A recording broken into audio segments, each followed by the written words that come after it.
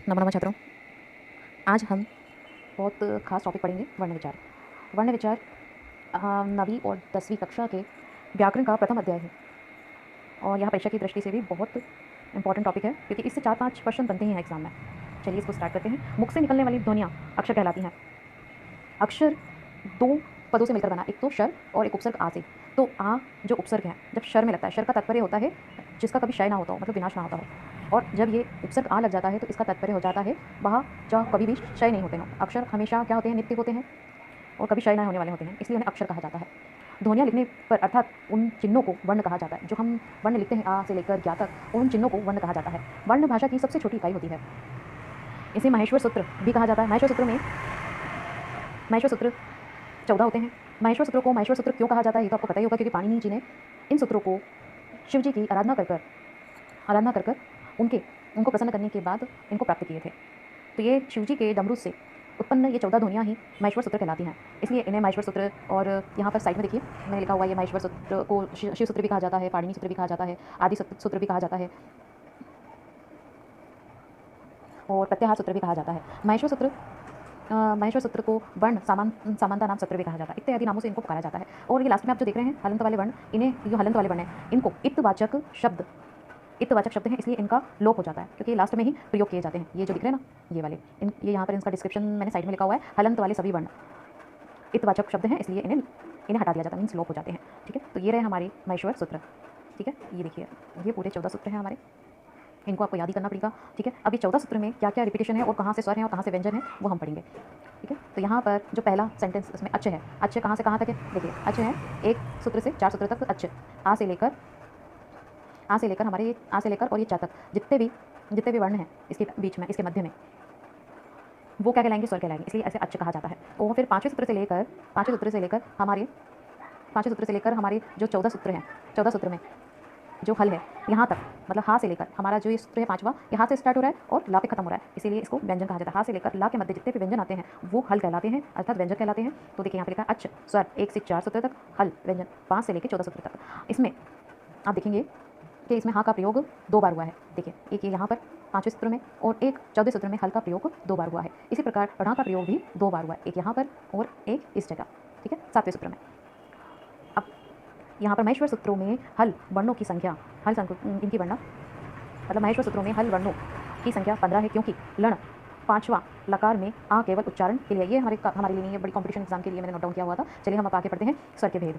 अब यहाँ तक हमने महेश्वर सूत्र के विषय में जान लिया है, अब हमारे आते हैं वर्ण के भेद। वर्ण के भेद 2 होते हैं, एक स्वर और एक व्यंजन। स्वर के बारे में पढ़िए।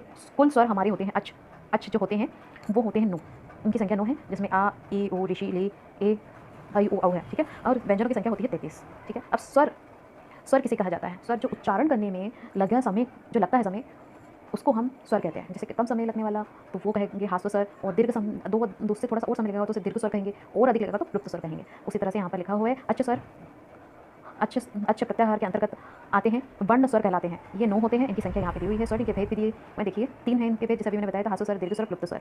तो ह्रस्व स्वर 5 होते हैं, इनकी संख्या ये आ ई उ ऋषि ली है, मूल स्वर भी कहलाते हैं। अन्य स्वरों का निर्माण इन्हीं स्वरों से होता है। अब दीर्घ जो स्वर होते हैं उनका निर्माण इन्हीं स्वरों से होता है, देखिए आगे हम पढ़ेंगे अभी। और दीर्घ स्वर की संख्या 8 होती है जो नीचे दी गई हुई है, और इन्हें मिश्रित स्वर भी कहा जाता है। प्लुप्त स्वर उच्चारण में 3 मात्राओं का समय लगता है, उसे संबोधन ध्वनि भी कह सकते हैं। जैसे कि हे आई, जैसे अब हम किसी को तेजी से आवाज़ देते हैं तब हम 3 मात्राओं का उपयोग करते हैं। आगे देखिए जैसे कि आ ई, इस प्रकार ये 3 मात्राएं। इसका सबसे अच्छा उदाहरण है ओम, क्योंकि ओम को हम बहुत अधिक देर तक खींचकर बोलते हैं। ठीक है, अब हम पढ़ते हैं व्यंजन। व्यंजन को हल प्रत्याहार के अंतर्गत आने वाले व्यंजनों को हल कहते हैं। ठीक है, अब व्यंजनों के भेद, यहाँ पर व्यंजनों के भेद दिए हैं 4। ठीक है, व्यंजन के भेद 4 होते हैं। एक होता है स्पर्श व्यंजन, दूसरा होता है अंतस्था व्यंजन, और तीसरा होता है उष्ण व्यंजन, और चौथा होता है संयुक्त व्यंजन।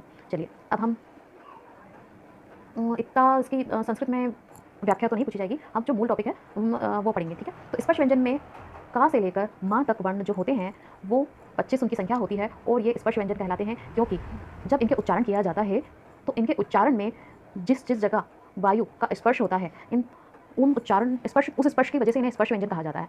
ये यहाँ पर वर्गों में लिखे हुए हैं। का वर्ग में जितने भी वर्ण आते हैं वो इसके अंतर्गत कहलाएंगे, जैसे च वर्ग, ट वर्ग, त वर्ग, प वर्ग। अब ये का से लेकर मातक हैं और क्या कहलाएंगे, ये स्पर्श व्यंजन, और इनकी संख्या 25 होती है। देखिए यहाँ पर ये 5 5, ठीक है, और ये 5, इनकी संख्या ऐसे हो गई 5 5 10 5 से 15 5 20 और 50 25 ऐसे करके इनकी 25 संख्या हो गई। और संस्कृत में इसे ना याद करने के लिए कु चु टू तू पू इत्यादि भी बोलते हैं, जिसका अर्थ यही होता है कि का वर्ग। कु का तात्पर्य होता है कुवर्ग। कुवर्ग में जितने भी वर्ण आते हैं तो वो हमको पूरा लिखना पड़ेगा। यदि उन्होंने लिख दिया कु तो कु का मतलब का वाली पूरी लाइन, ठीक है। अब हमारा आता है अंतस्था वर्ण। अंतस्था वर्ण इन्हें अंतस्था इसलिए कहा जाता है कि जब इनको उच्चारित करते हैं तो इनका उच्चारण अंदर से होता है। आप इनका उच्चारण करके देखिए, या व र ल, इसलिए इन्हें अंतस्था वर्ण कहा जाता है, ठीक है। फिर होता है ऊष्मा। जब हम इन वर्णों को श श स ह को उच्चारित करते हैं तब उच्चारित करने पर हमारे मुख से जो वायु निष्कासित होती है वो गर्म होती है, इसलिए इन्हें ऊष्मा वर्ण कहा जाता है। अब यहाँ पर संयुक्त वर्ण, अब चौथा जो वो है संयुक्त वर्ण है, तो यहाँ पर देखेंगे कि वर्ण जो दो वर्णों से मिलकर बने हैं उन्हें संयुक्त वर्ण कहा जाता है। ये वही व्यंजन है जो क और श से श बना हुआ है, मतलब श। फिर त और र मिलाकर बनता है त्र, फिर ज और या को मिलकर बनता है ज्या।